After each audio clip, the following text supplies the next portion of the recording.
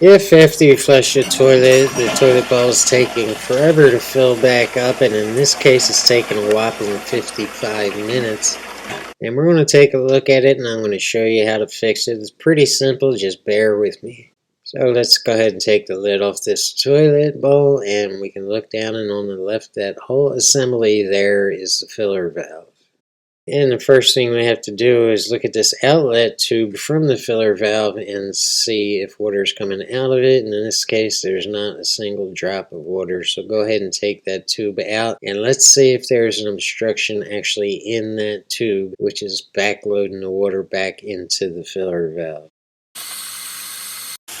And as you can see, there's no obstruction in this tube, so the problem has to be something is wrong backing up inside the actual filler valve itself. So go ahead and pop this cap off, and we can see it's a mess in here and water is just splattering everywhere. It's not supposed to be like that. So the actual obstruction has to be inside this valve, and it's somehow blocking this tube hole and allowing water to escape into that tube and filling up the tub.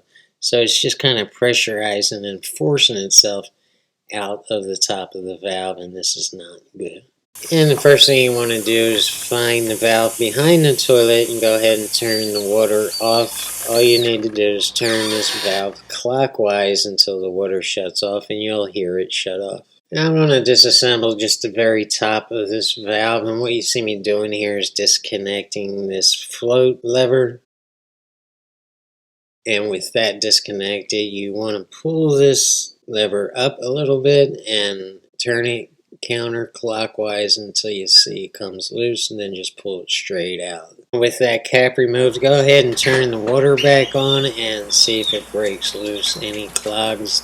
And it really didn't do much of anything, and there's still an obstruction under there. So we're going to go ahead and take this whole valve out of this bowl.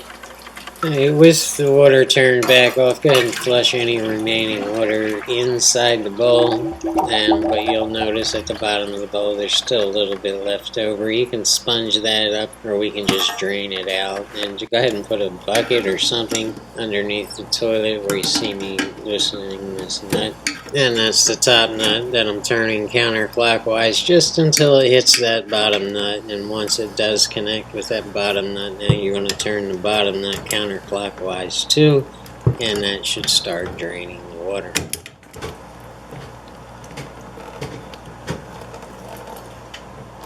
Go ahead and let that drain for a minute until all the water is out of the bowl.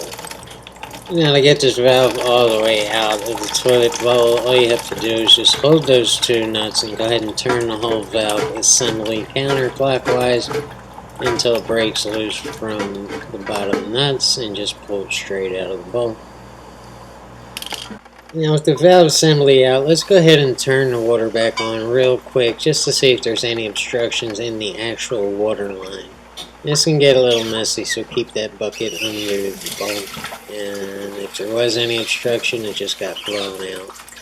And I started taking this valve assembly apart and seeing if I can go ahead and fix whatever was wrong with it, and it just started falling apart on me. The plastic is aged, is thin, and it just kind of fell apart.